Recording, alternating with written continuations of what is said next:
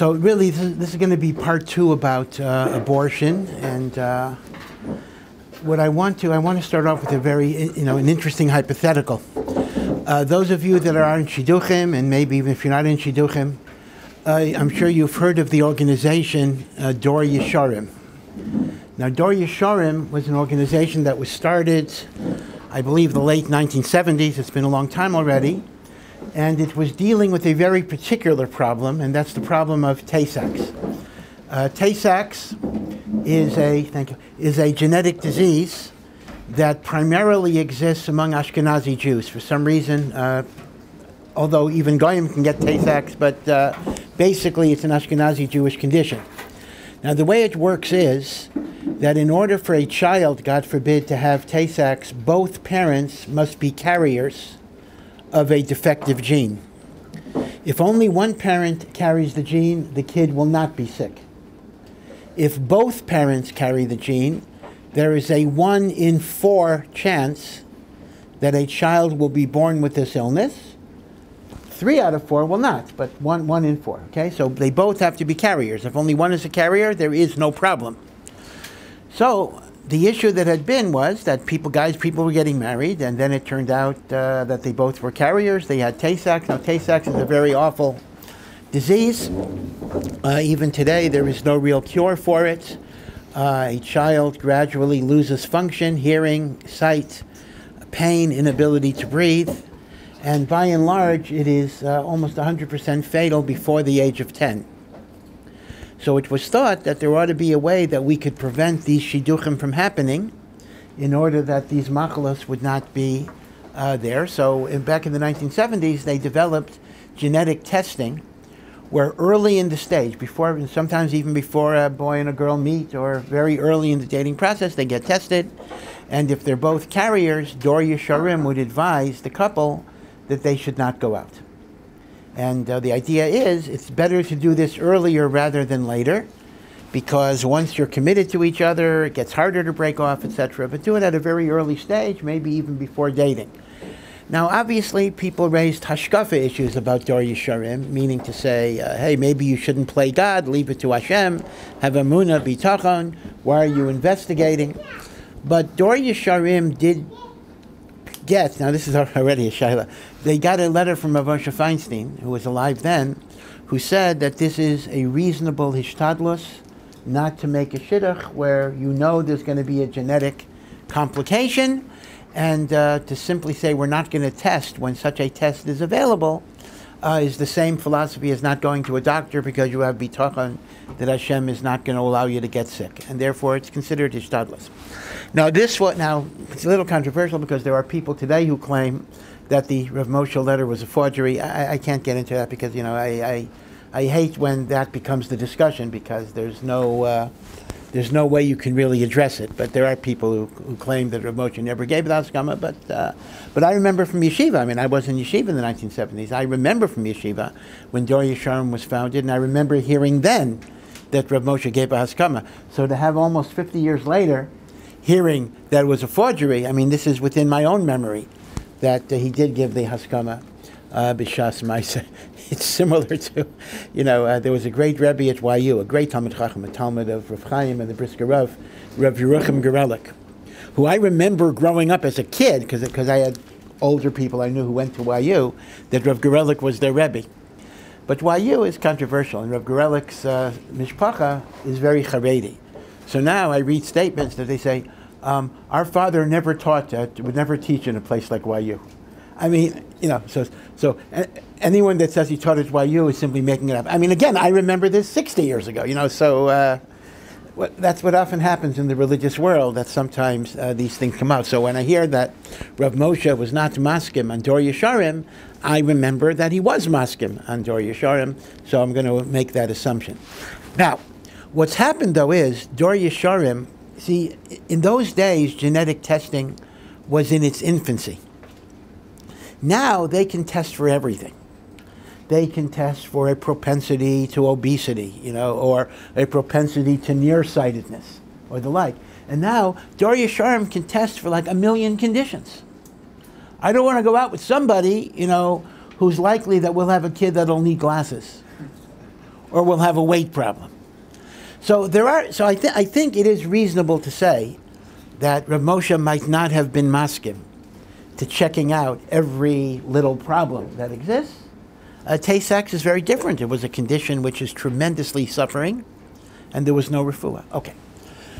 So with that little hakdama, this is the hypothetical I want to discuss today. Let's imagine that you have a husband and a wife who get married, and they didn't do Dor Yesharim.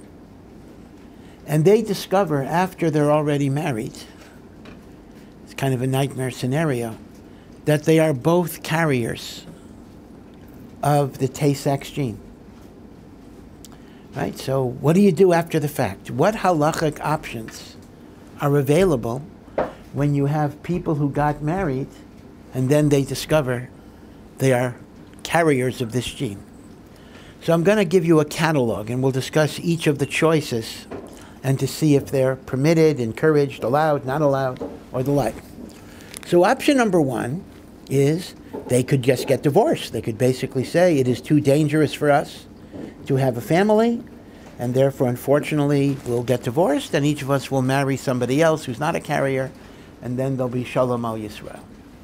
Halachically, if they want to get divorced, they're allowed to, but still, you understand that generally speaking, if otherwise this is a happy marriage, this is a good marriage, this is a loving marriage, you don't stamazai tell a person, get divorced, find somebody else.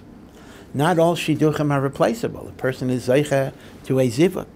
In fact, that's why the Ramah even says that in the time of the Gemara, if a couple was married for 10 years and they didn't have children, since the husband has a mitzvah of pru-urvu, he was mechuyev to get another wife, to have children, assuming that he's able to have children.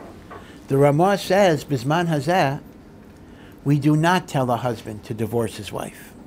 And the difference was, in the time of the Gemara, there was no ban of Rabbeinu Gershom. So a man could marry another wife and still stay married to his wife. Today, because of the, at least among Ashkenazim, because of the ban of Rabbeinu Gershom, that does not allow him to take another wife, the only way he could do pru-urvu is by divorce. The Ramah says we don't advise divorce today. So coming back to the Tay-Sachs, divorce is an option, but if it's a good marriage, we don't want to do that. So option number two, permanent contraception, birth control. We'll be married, and we just won't have kids. That's all. We'll have a childless marriage. Well, you do have a problem with that. The very first mitzvah of the Torah is to be fruitful and multiply, pru-urvu. Now, granted, the chiyuv of pru-urvu is on the man, not on the woman. That's very interesting. Pru-urvu is a chiyuv on the man. A woman is not mechuyev to have children. Now, you might say, well, that's a little odd. How is the man supposed to have children without a woman?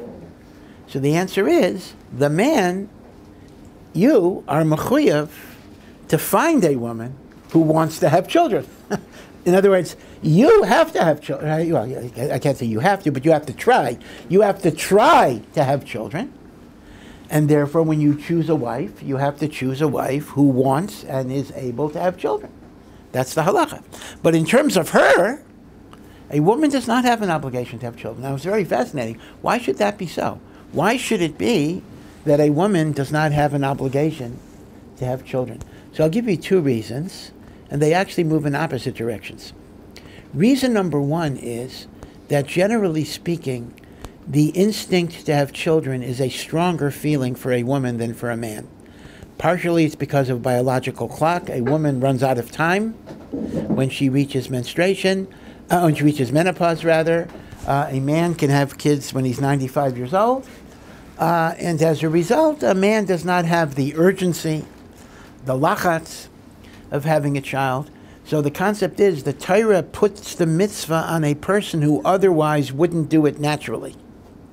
A woman naturally is going to gravitate to have children. Therefore, she doesn't have to have a mitzvah. That's one svara.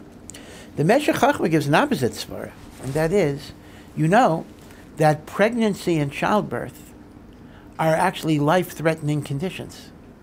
We are Mechalel Shabbos. When a woman goes into labor, we desecrate the Shabbos to take her to the hospital or the like.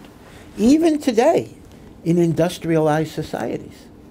There is a percentage of women who die in childbirth. It's not like only something that happened like Rachel Imenu, thousands and thousands of years ago. So the Meshech Chochmah says, the Torah will never put an obligation on somebody to do something that endangers their life. The Torah can tell me as a man, look for a woman who is willing to take on that danger. But you can't tell her to endanger her life. Right? So these are two different reasons. But bottom line is, a woman does not have the mitzvah of pruervu, but the man does.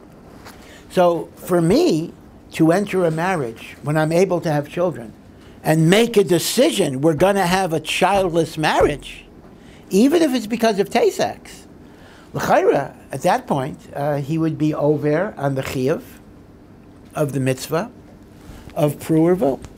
So option one, divorce, isn't a great option because we don't like to break up a marriage. And option two, that is marriage without children, is not a great option because you're over on the chiyuv of pruervu.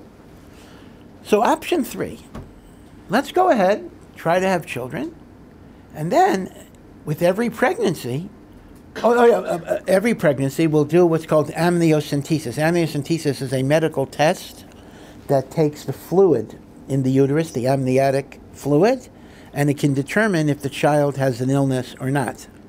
And if there's amniocentesis that indicates the child is Tay-Sachs, we can abort. And since at worst there'll only be 1 in 4, so most of the time the kids will be healthy, and if it's not, we can do an abortion. So that's option 3, aborting a Tay-Sachs fetus, right, through amniocentesis, followed by abortion if the child is ill. So here we get into a very, very, very serious halachic question. Last week we discussed the permissibility of abortion when the mother's life is in danger. And halacha does allow that. Now we're dealing with a different issue. Is abortion permitted when the fetus has a severe genetic abnormality such as Tay-Sachs? Can you abort a Tay-Sachs fetus? So here we get into a huge, huge, huge machlokas. Rabbi Eliezer of Oldenburg, who was a great Paisek in Yerushalayim, he died within the last 10 years. He was the mechaber of a multi-volume, 20-volume Sheilus Tshuvos called Tzitz Eliezer. Maybe you've heard over the years that Tzitz Eliezer. And he was a posek b'chala Torah kula, but his specialty was medical halacha. He was the Rav of Shaarei Tzedek for many, many decades and the like, and much of the Tzitz Eliezer is filled with responsa on all medical issues, many other issues as well.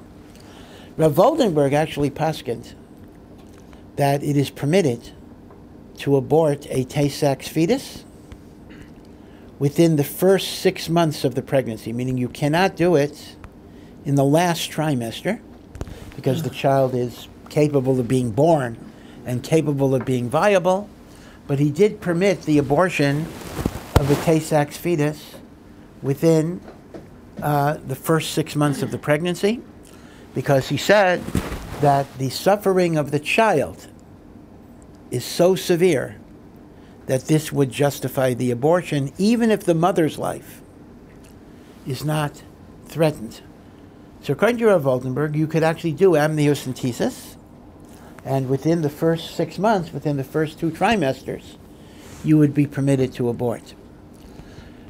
Rav Moshe Feinstein wrote a blistering tshuva, totally rejecting this premise. Rav Moshe was actually infuriated. Moshe really was not capable of anger, but in terms of the way he approached it, he said this was absolutely awful. He even used the lashon, Sharei Lamare, which is an expression from the Gemara, God will have to forgive Rav Oldenburg for allowing the murder of a child, even because of a genetic defect. That's equivalent to a mercy killing. I mean, after all, would anybody say, halachically, I could kill a Tay-Sachs kid that is born because of me suffering? That's called mercy killing, and that's called murder. Rav Moshe said the same thing is true for an abortion. It's very, very tragic. In fact, that's why Rav Moshe liked Dor Yesharim, that would prevent this scenario from happening. So according to Rav Moshe Feinstein, abortion because of severe genetic defects is not halachically permitted. And therefore Rav Moshe was even against amniocentesis. Because Rav Moshe says, what's the point of doing a test if you're not going to be able to do anything about it? Maybe it's better not to know because Hashem might make miracles. See, once you know the kid has the illness, Hashem is not going to take it away because b'derech klal, we don't live in a world where we have open miracles. Until you know, Hashem might take it away. That's why they say, in Eretz Yisrael, you should never check the balance in your bank account. Because once I know there's nothing there, then there'll be nothing there. Until I know, who knows? Hashem might put something in there and the like. So sometimes it's better not to check. Now, let me point out, on medical conditions that are correctable, you cannot have that attitude. I mean, let's assume let's say a person doesn't know, a person suspects they might have cancer, God forbid. They suspect. And if it is cancer, let's assume it's treatable. But the person said, I'd rather not check it out. I'd rather not know. See, that is forbidden. Because if something is curable, b'derech hateva, you are mechuyev to utilize the natural means that God put into the world. You can't just say, I'm not going to go to a doctor, God will take care of me.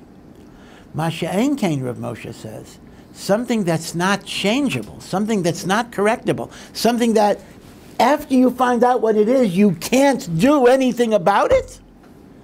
There actually is a logic. It's better not to know because maybe at that point you might rely on God will take care of it. So Rav Moshe, number one, so there's 2 points to Rav Moshe's ruling. Number one, Rav Moshe says abortion is absolutely forbidden for Tay-Sex. And number two, you shouldn't even do an amniocentesis because since there's nothing you can do if something negative is uncovered, it is better to leave it to Hashem. Now, I do want to make a very important Rav Voldenberg is a das yochid here. He's in other words, most of the poskim go with Rav Moshe on this. But it's important not to overgeneralize Rav Voldenberg's heter. Rav Voldenberg is not saying you could abort for any genetic abnormality. For example, in the secular world, there are people that abort when a fetus has Down syndrome. Now, there is absolutely no justification for that. A Down syndrome child may be mentally challenged in different ways, but they can live more than 50 years. They can be productive. Maybe it's a stereotype, but they have, generally speaking, he said, very happy dispositions. So to say that because my kid is not going to be the brightest kid in the school, I'm going to abort them, chas v'shalom. I mean, in other words, I'm saying this because sometimes people paraphrase Rav Waldenberg as saying, oh, you can abort for genetic defects. No. Most of the time you cannot. You can abort for a painful illness that has a 100% mortality rate with tremendous suffering before the age of 10, a very specific configuration. That is something that Rav Voldenberg said is justifiable. Rav Moshe said not. Rav Moshe said even that. But when you're dealing with Down syndrome, or I'll give you another example. What do they call it? It's called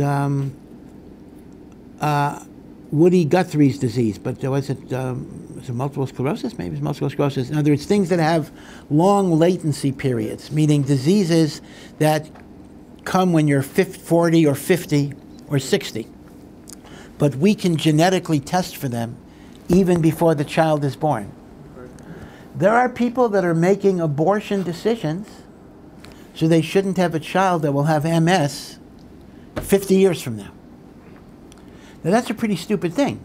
First of all, I mean, besides the fact that Mashiach and Yirtzeh Hashem will be here before then, but even if chas v'shalom not, what will medicals, how are you going to feel if 50 years later they have this perfect cure for MS in which, how can you make a decision that 50 years of healthy life isn't worth it because at the end the person's going to get a certain machala? So obviously Rav Voldenberg would not matter that. So you have to be very, very careful. Do not overgeneralize Rav Voldenberg's unique heter. But even within his unique heter, most poskim say forbidden, not allowed to do it. So I've mentioned 3 choices so far. that don't really work out very well. The divorce option, the permanent contraception option, the amniocentesis abortion option, right? No good. Those are not going to be proper. Yeah. I don't understand how Down syndrome is any different, because it's a huge strain that you're putting on the family.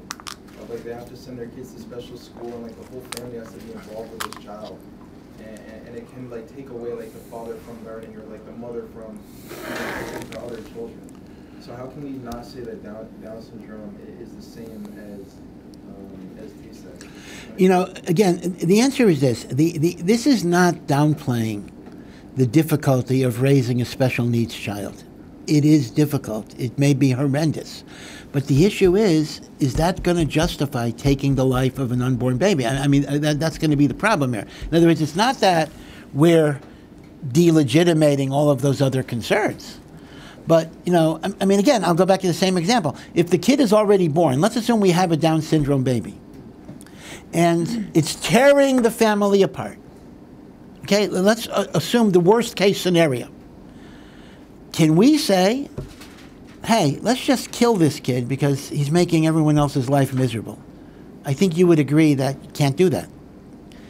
Right? So the point is, Rav Moshe is saying, you know, abortion is the same thing, except it's just a little earlier in the process. So you can't really abort for those reasons. Now, let me point out that adoption is a viable option. I mean, I know that I've heard women, I've spoken to women who wanted an abortion, and when I suggested adoption, they said, oh no, I could never put up my baby for adoption. Interesting. So since I would never put up my baby for adoption, I'm going to abort my baby instead. Now I understand it's hard to put up your baby for adoption, but it's no teretz to say, therefore I'm going to kill it. That makes it better.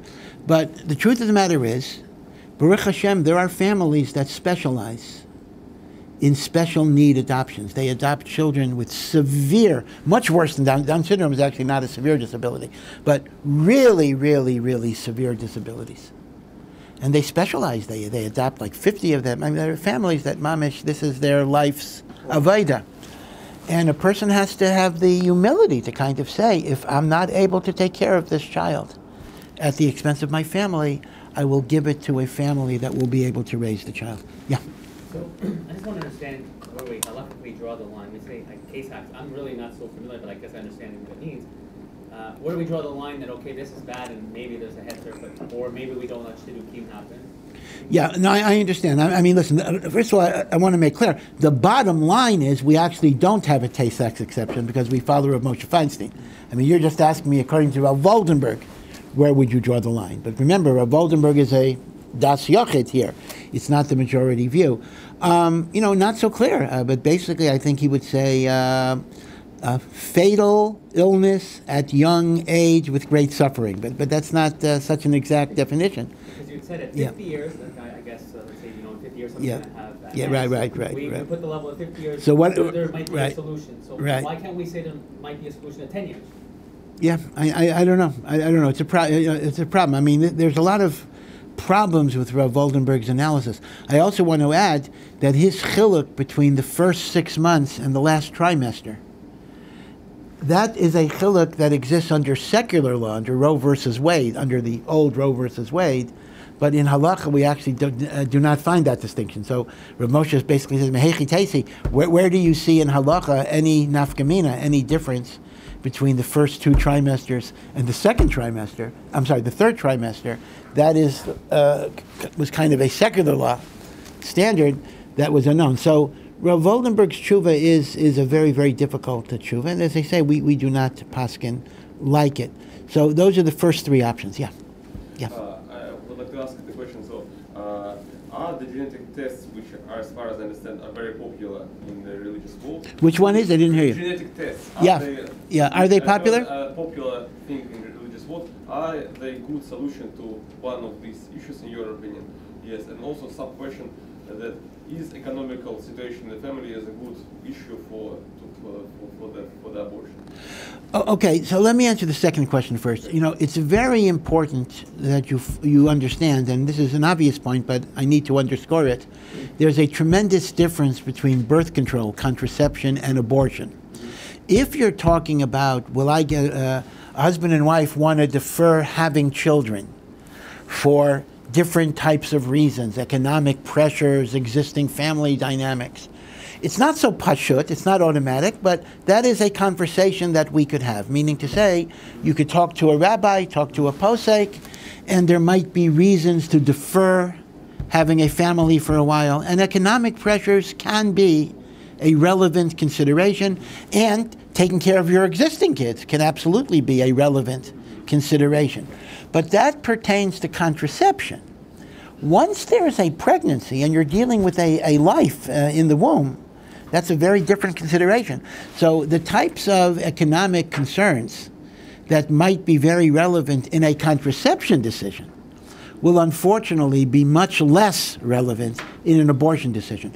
So you need to be aware of this. Abortion and contraception are two absolutely very difficult things, different things. Now, there is a view, which is also a minority view, that within the first 40 days of conception, the fetus, or the embryo, which is called at that stage, is called mere water. And there's not enough of a human development in the first 40 days that we would treat the abortion as kind of a contraception. It's not considered an abortion. So that might be, again, something to discuss. Of course, most of the time a woman doesn't even know she's pregnant within the first 40 days, but in the event that she does know, that, again, I'm not giving you a psak, but that could be a discussion. But once you're beyond the 40 days, you know, unless you're dealing with Rav Oldenburg, Tay-Sachs, an unusual configuration, economic issues, pressure, that cannot justify abortion because it would not justify infanticide, right? You couldn't kill the kid if he's born with all of those problems. The same thing is true here. So this is very fundamental. I mean, part of the confusion, Roe versus Wade, which had been on the books for almost half a century, or more than half a century, created a lot of confusion in people's minds in which abortion is just seen as a type of birth control, when in fact it is a very, very fundamentally different concept. Yeah. Rabbi, in Masechet Tzedek, we see that there's a difference before the baby comes out, so and after the baby comes out. While the infant is still in the mother is considered a neziki, it's already considered a nefesh b'fnei atzma. Yeah. No, that is correct. But you'll recall that the Sugya in Sanhedrin was dealing with the issue of a fetus who is endangering the mother's life. So what I'm saying is the distinction between being a full nefesh and not being a full nefesh only refers to terminating in order to save the mother's life. Because once it's a full nefesh, ein dochen, we don't kill one nefesh for another nefesh. But in the absence of an extenuating circumstance of endangerment to the mother's life, the potential nefesh of the fetus has to be protected, right? That's the yesod of the law of abortion. So would it be Retzicha Mamash? Would it be? I didn't hear. Retzicha? So we talked about this last week. According to many opinions, it would not be Retzicha. It would not be Retzicha Mamash, but it would be the frustration of a potentiality that Halacha says you should allow to be developed. So you are correct. In other words, I'm not suggesting it's identical to killing a born person. It is not, but it is considered to be forbidden, minus the pikuach nefesh of the mother. Yeah. The genetic tests, I apologize. Yeah. You forgot to answer the question about genetic tests, which are good solutions. Oh, okay. So again, I go back to the idea that sometimes there's too much of a good thing. Meaning to say, going back to a genetic test for something like Tay-Sachs, Rav Moshe said that was a reasonable thing, because those are serious, fatal genetic conditions that we should try to avoid if we can. On the other end, once you start expanding the test for nearsightedness, obesity, and the like, there is a point at which we're trying to play God by producing the perfect child. And God has ways of showing us that we're not in control of this. So I think what's happened a little bit is that the science of genetic testing has become so expansive that maybe we are overusing it at some point. But I think there is a core in which it is very useful, very helpful. Okay, I'm sorry, someone had a hand, yeah. Is Tay-Sachs the first genetic disease to spark like this halacha? I believe it is. Well, okay, let me put it this way. The Gemara, in the time of Chazal did not have genetic testing, but Chazal had something called chazaka. Chazaka means you simply see that it runs in a family. So the Gemara in Ksubas actually talks about the fact that talking about epilepsy, if 3 members of a family have epilepsy, you should not marry into that family. It's because there's a chazaka, right, that condition exists, right? So Chazal did seem to discourage marrying into a family that has genetic illnesses. But in terms of the halacha sparking the genetic testing, I think Tay-Sachs was indeed the first one. Certain genetic conditions are linked to ethnic groups. For example, there's something called sickle cell anemia that is primarily among the black community. Tay-Sachs is among Ashkenazic Jewry. Lactose intolerance, by the way, is also something I think that is a common problem with Sephardic Jewry, right? It's interesting. I guess they had less milchiks or whatever it would be. Now, obviously, we're not going to tell the person, oh, I'm going to abort the fetus because he has lactose intolerance. I mean, that would be trivial, right? A trivial pursuit to do a horrendous action. But Tay-Sachs is a different getter. Okay. So again, I want to go through the kind of the laundry list of options, right? Again, our tziyur was, what was our hypothetical? Married couple did not do Dor Yesharim. Both of them are genetic carriers for Tay-Sachs. There's a 1 in 4 chance their child will have a machala. What do? Should we talk about divorce, not have children, abortion, right? Those 3 are not good. Now, the 4th would be, I would call the madrega of tzaddikim. And this is what a tzaddik might do. A tzaddik would say, I will take whatever the Eibishter gives me. Why do I have to do anything? I will marry. I will try to have children. Just because there are statistics, right? Jews are not governed by statistics, right? 1 out of 4 doesn't mean I'll be the 1 out of 4.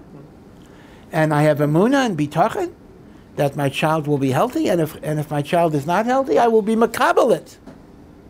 B'ava. One option is, who says you have to do anything other than be makabel, the gezerah of Hashem, whether it's something that's easy for me or whether it's something that's difficult. So in truth, one might say that is really the highest level. The highest level is, I am makabel HaKadosh Baruch Hu's ratzon, no matter what. But we have to be honest. Not every family is emotionally ready to do that. And Halacha does recognize that sometimes there are madregas of Kedusha that maybe ideally we should be able to aspire to, but we're not there. We're not yet there. By the way, I'll give you another example of this. This is relevant in the shidduch situation sometimes. Totally different inyan. People will ask me, this girl that I'm dating, great midos, yiras shamayim, we have so much to talk about, but I don't like her looks. Is that a reason not to get engaged? So I'd say, well, if you were the Chafetz Chaim, that's not a reason not to get engaged. Meaning, yeah, ideally, sheker achein vehevel hayofi, as Eshes Chayil says. What are looks? What you're looking for is yiras Hashem and tznius and midos tovos. Nothing else matters. And the ability to connect with each other emotionally. Nothing else matters. L'may nafka mina. Yeah, that is theoretically the correct answer. But here's the thing. If practically it bothers you, it would not be right to say get married to someone that you're not attracted to because you're not supposed to have those feelings. L'maisa, you have them. And what's going to happen is that eventually that turns into resentment on your part, and your wife will sense your resentment, and she will feel rejected, and she will feel hurt. So it's not only you that you're hurting, you're going to be hurting her tremendously.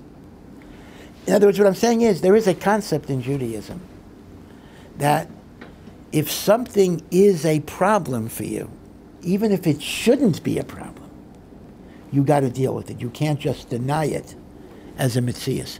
You can't just wish it to go away. Now, it's true, going back to dating for a moment, if after the first date I'm not attracted, we would certainly say, keep on going out, because sometimes as you get to care about a person more, they actually look prettier. That's like psychologically, you have. But if after a long time going out, you don't have that attraction, you got to take it seriously, unless you're the Chafetz Chaim. The Chafetz Chaim got married, and he said he was married twice, but his first shidduch that he had his children with was very matzliach. Talk about love, romance, Hollywood. Like what do they have in Radin? What happened was he married his stepsister. What happened was he lost his father at a young age. His mother married a guy, and the guy had a daughter, and he overheard the man saying to his mother, to the Chafetz Chaim's mother, I would like to make a shidduch between my daughter, which halachically is mutter, my daughter, and your son. And the mother thought it wasn't right. He wasn't chashuv enough, actually. She wanted a more chashuv. And the Chafetz Chaim, as a boy, heard that this was a stress. This was creating some stress in the relationship of his mother and his stepfather. So he went to his mother and said, I would like to marry the other woman. And he did it. He says he did it totally, only because he didn't want his mother to be stressed out. And the Chafetz Chaim said that because of this, HaKadosh Baruch Hu made it a beautiful, beautiful shidduch, because it was totally l'shem shamayim. That's the Chafetz Chaim, okay.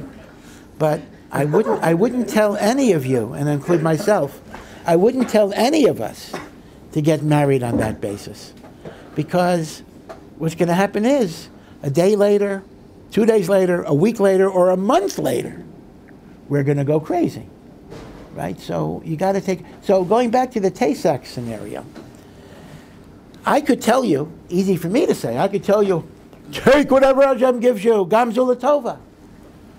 But we recognize not everybody is ready for that challenge. So this brings me to a fifth option that's actually very interesting. Yeah? Maybe the families are not ready for it and handle it, but there's another side that you actively can call the child suffering. The child. You're right. That's a good question. Meaning, why is this even the families suffering? What about the issue? How can I bring a child? It's a good question. How can I bring a child into the world and condemn that child to suffering? That's a very, very good question. But the answer to that is, and maybe it's a hard answer to hear, is if the alternative is the child does not get born at all, it's actually better for this neshama to be born than not to be born, even in a life of suffering, because the child will go to Olam Haba as a result, etc. Right? So this is called, in fact, even in secular philosophy, this is called the problem of non-existence. Meaning, now it's true, there is a chazal, Machlokes Rosh Hashanah and Beis Hillel, Nayach li Adam shelo nivra, would have been better for a person not to be created.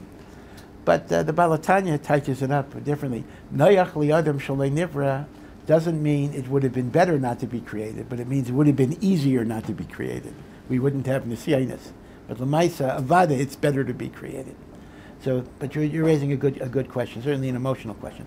But let me mention a fifth option, which may contradict what I just said, and that is the following. There is something that is called pre-implantation genetic screening. Fancy phrase. PGS is Rashi Tevis. Everything has abbreviations here. Pre-implantation screening, and that is the following. When you have an in vitro fertilization pregnancy, meaning instead of the zera going into the woman's body directly, they take an egg or eggs out of her guf, they mix the sperm and the egg in a dish, and then if it fertilizes, they implant it, right? That's called in vitro fertilization, IVF rather. So they can actually examine the fertilized egg under the microscope before they implant it in the woman's body.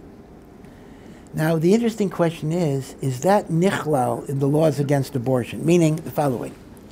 If we have an embryo that's not yet in the woman's body, It's an IVF embryo. And we determine genetic abnormalities. Now, once it's in the woman's body, I had mentioned, Rav Voldenberg would permit the abortion, but Rav Moshe says not. But what about if it's externalized? In fact, the medical term for an embryo outside of the body, it's only a medical term, it wouldn't have halachic meaning necessarily, it's actually called a pre-embryo. The name for the embryo that is not yet put into the woman's body is called a pre-embryo. Now, again, the fact that that's what it's called doesn't mean anything, but just to be aware of the vocabulary. So there are some poskim today that say, based on Rashi and Sanhedrin, that really a fetus is not a complete nefesh until it's born. But the reason why you're not allowed to destroy it is because it has the potential to develop into a nefesh. That's only once it's in the womb of the woman, because then it's in the environment that it can be brought to full life. But until it's in the woman's body, it's not capable. You can't leave an IVF, and even if you have quite a big bowl, it's big enough for a baby.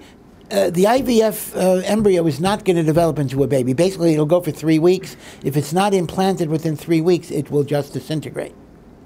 We do not have the technology presently to bring a baby to birth outside of a mother's womb. If we ever have the technology, that'll raise some interesting questions. So it turns out that an IVF embryo that's not yet in the woman's body can never become a nefesh gamor at this point. So some poskim say that would mean that the abortion laws don't kick in yet. The abortion halachos kick in only when the partial nefesh is in a matzav where it can become a nefesh gamor. Until it becomes in that matzav that it can become a nefesh gamor, there is no issur to destroy it. As a result, therefore, one eitzah we could give to a tay-sex couple is that they should be on permanent contraception, but they'll have children, planned pregnancies through IVF. The IVF fertilized egg could be examined under pre-implantation genetic screening. And according to Halacha, you can implant the ones that are healthy and not implant the ones that are not healthy. And in that way, you can have, you may call it a loophole, but this would be an oifen in which they could be Makayim Pruervo, but still avoid the birth of the tay-sex babies if they're not able to take on that difficult nisoya. Yeah. Well, I know it's just a test, but I don't understand how that's not wasting seed. You're taking a seed and you're... Okay, so here's the thing. Yeah, well, this is obviously a very, very important discussion. If any Jewish couple, any religious couple, wants to do in vitro fertilization, now that means by definition, the zera of the Baal is not going to come out through intercourse. It'll come out through some other way. So the question is that an avera of wasting seed? Is that an avera of hashchas asera? Is that the avera of masturbation? It's discussed. It's not so pashut, but the halachic consensus is that since the purpose of taking the zera from the man is to have a child, even if it's not coming out through intercourse, that is not called hashchas asera levatala. Even if it fails, well, listen, even if it fails, 100%, because it's being done for the purpose. Just like in marital intercourse, there may not be a child. Now, where you do have to be careful, if any, I hope none of you will ever have to do any of these tests, but you do have to be careful when they keep on asking, because they want to test you before they do the IVF. They want sperm that they could look under the microscope, and they do it once and twice and 3 times and 4 times. There you need to be very, very careful that you don't want extra tests. You only want to give zera that will be used in an attempt to fertilize your wife's egg, and not stamazoi to test and test and test and test. So that is an issue, that they sometimes want all sorts of tests which they don't really need to have. I mean, they just want to test because they want to know the situation before they start. You could say, I don't have to know. You don't have to know. Just do it. Right, so that's something to be careful of. But Derek Klal, we paskin that IVF pregnancies are not Haitzah Sarah Levatala, even if they're not successful, because your hishtadlus is to try to have a child. Okay, so that's so what's interesting is, again, so the point I'm making here is that's so interesting, is that abortion issues arise not only when you want to terminate a pregnancy, but even when you want to have a child, meaning in the course of wanting to have a child, there could be abortion issues that come up with Tay-Sachs and these other inyanim and the like. Okay, anyway, be well and wish you all a Chodesh Tov, and Be'ezus Hashem, we're entering the Chodesh HaRachamim V'Haslichos, the month of mercy, the month of forgiveness. Slichos is both literal, it means we say slichos, but also Hashem gives us slichos and the like.